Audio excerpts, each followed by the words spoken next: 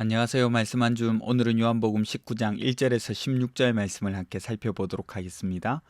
제가 먼저 본문을 읽을게요. 이에 빌라도가 예수를 데려다가 채찍질하더라.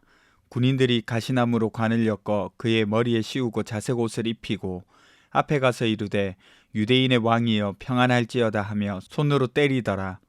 빌라도가 다시 밖에 나가 말하되 보라, 이 사람을 데리고 너희에게 나오나니 이는 내가 그에게서 아무 죄도 찾지 못한 것을 너희로 알게 하려 함이로라 하더라. 이에 예수께서 가시관을 쓰고 자색 옷을 입고 나오시니 빌라도가 그들에게 말하되 보라, 이 사람이로다 하매 대제사장들과 아랫사람들이 예수를 보고 소리질러 이르되 십자가에 못 박으소서, 십자가에 못 박으소서 하는지라. 빌라도가 이르되 너희가 친히 데려다가 십자가에 못 박으라. 나는 그에게서 죄를 찾지 못하였노라. 유대인들이 대답하여 우리에게 법이 있으니 그 법대로 하면 그가 당연히 죽을 것은 그가 자기를 하나님의 아들이라 함이니이다. 빌라도가 이 말을 듣고 더욱 두려워하여 다시 관정에 들어가서 예수께 말하되 너는 어디로부터냐 하되 예수께서 대답하여 주지 아니하시는지라. 빌라도가 이르되 내게 말하지 아니하느냐. 내가 너를 놓을 권한도 있고 십자가에 못 박을 권한도 있는 줄을 알지 못하느냐. 예수께서 대답하시되 위에서 주지 아니하셨더라면 나를 해할 권한이 없었으리니 그러므로 나를 내게 넘겨준 자의 죄는 더 크다 하시니라. 이러함으로 빌라도가 예수를 놓으려고 힘썼으나 유대인들이 소리질러 이르되 이 사람을 놓으면 가이사의 충신이 아니니이다. 무릇 자기를 왕이라 하는 자는 가이사를 반역하는 것이니이다. 빌라도가 이 말을 듣고 예수를 끌고 나가서 돌을 깐 뜰 히브리 말로 가바다에 있는 재판석에 앉아 있더라. 이날은 유월절의 준비일이요 때는 제6시라. 빌라도가 유대인들에게 이르되 보라, 너희 왕이로다. 그들이 소리 지르되 없이 하소서, 없이 하소서, 그를 십자가에 못 박게 하소서. 빌라도가 이르되 내가 너희 왕을 십자가에 못 박으랴. 대제사장들이 대답하되 가이사 외에는 우리에게 왕이 없나이다 하니 이에 예수를 십자가에 못 박도록 그들에게 넘겨주니라. 아멘. 오늘 본문은 예수께서 십자가에 못 박히시기 전 로마 군인들에 의해 수치와 모욕을 당하시는 장면이 기록되어 있습니다. 조롱과 멸시가 이어지지만 사실 자신들도 모르게 왕을 드러내고 있는 장면이기도 합니다. 오늘 본문을 통해 잘못된 모습들을 살펴보고 우리 자신을 돌아보려고 합니다. 먼저는 빌라도, 진리를 알면서도 타협하는 사람의 모습을 살펴볼게요. 어제도 잠시 살펴봤지만 빌라도가 예수께서 죄가 없다는 사실을 알았습니다. 뿐만 아니라 유대인들에게 가서 나는 그에게서 죄를 찾지 못했다라고 말할 정도였죠. 그럼에도 빌라도는 예수님을 채찍질하고 이후에 곧 십자가 판결을 내립니다. 그는 왜 이런 행동을 했을까요? 바로 타협했기 때문입니다. 빌라도는 사실 머리가 복잡했을 거예요. 두려움도 있었고 계산도 있었을 겁니다. 두려웠던 것은 바로 군중들이었죠.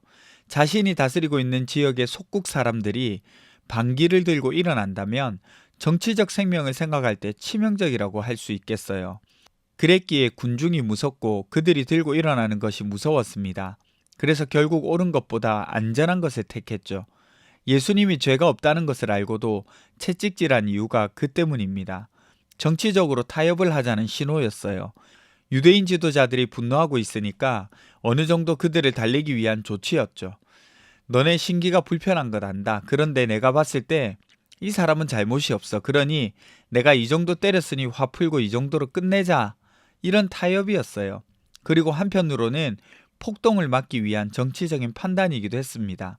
그러니까 정의로움보다는 상황을 진정시키기 위해 노력을 한 셈입니다. 때려서라도 분위기를 진정시키자는 쪽이었죠. 두 번째로 왕을 조롱하는 군인들의 모습을 볼 수 있습니다. 군인들은 가시관을 예수께 씌웁니다. 자색 옷을 입히고요. 그리고 유대인의 왕 만세라고 외치고 손바닥으로 얼굴을 때렸습니다. 이 모든 것은 예수님을 조롱하고 모욕과 수치를 주는 일들이에요. 가시관을 씌운 것은 왕관을 흉내낸 겁니다. 하지만 고통을 주는 왕관이었죠. 찌르고 피가 흐릅니다. 자색 옷은 황제와 귀족을 상징하는 의미예요. 유대인의 왕 만세라고 외치는 것은 충성을 선언하는 사람의 모습을 조롱하면서 내는 소리입니다. 그러면서 뺨을 때리죠.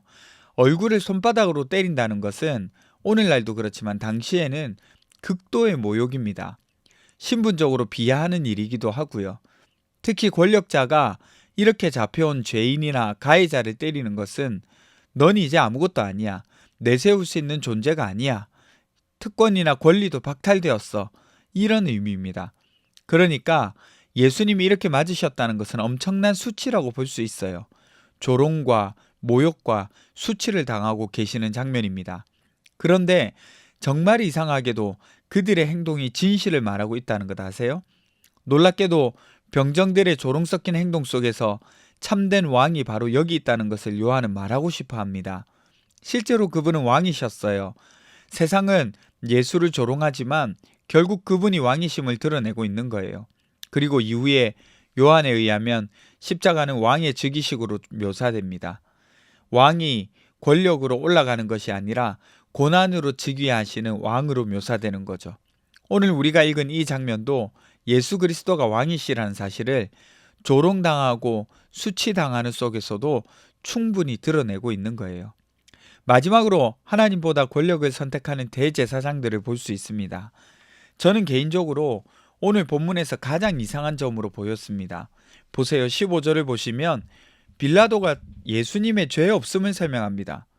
그럼에도 멈추지 않고 사람들은 예수님을 없애버리라고 외치고 있죠. 그래서 빌라도가 말하는 거예요.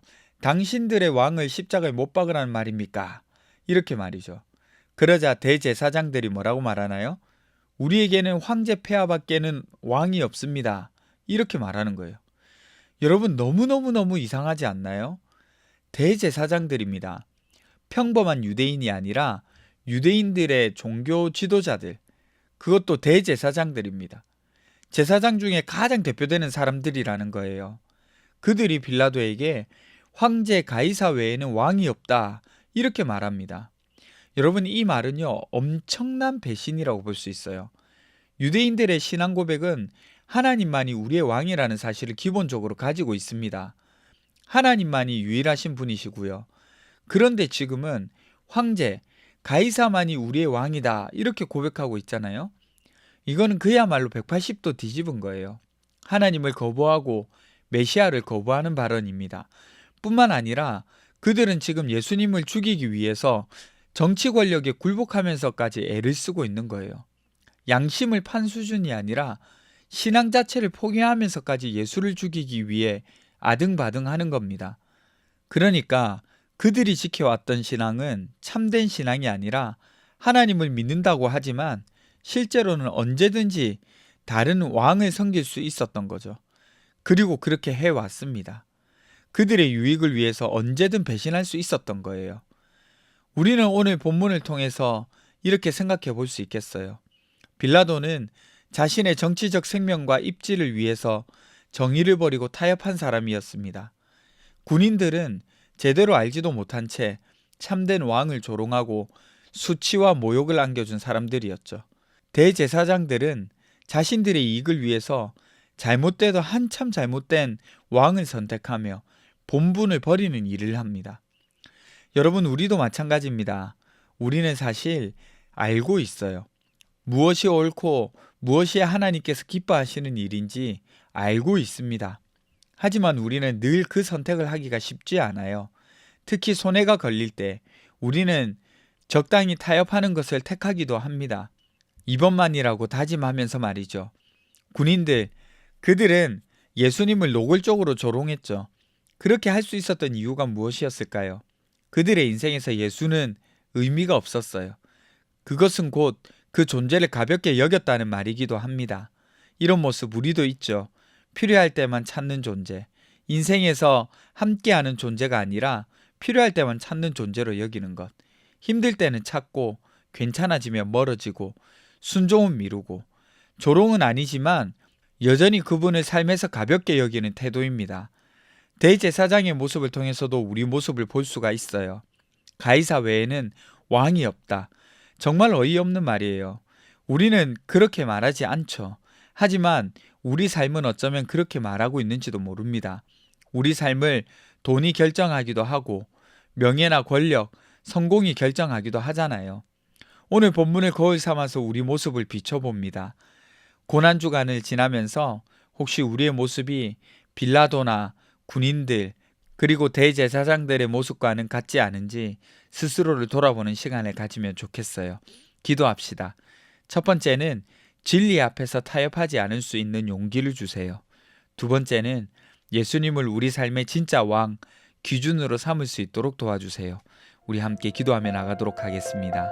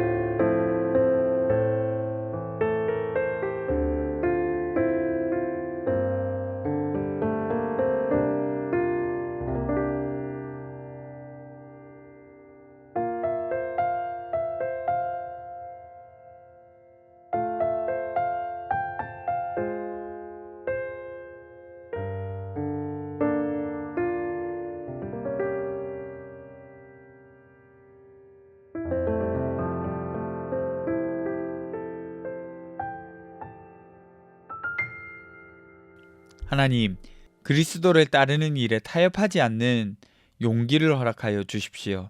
그리고 예수님을 우리 삶의 진짜 왕, 우리 삶의 진짜 기준으로 삼을 수 있도록 도와주셔서 그리스도를 따라 살아갈 수 있도록 인도하여 주시옵소서. 감사드리며 걸어가신 예수님 이름으로 기도드립니다. 아멘. 여러분, 오늘 하루도 주님을 기준 삼아서 살아갈 수 있는 저와 여러분 되시길 간절히 바랍니다.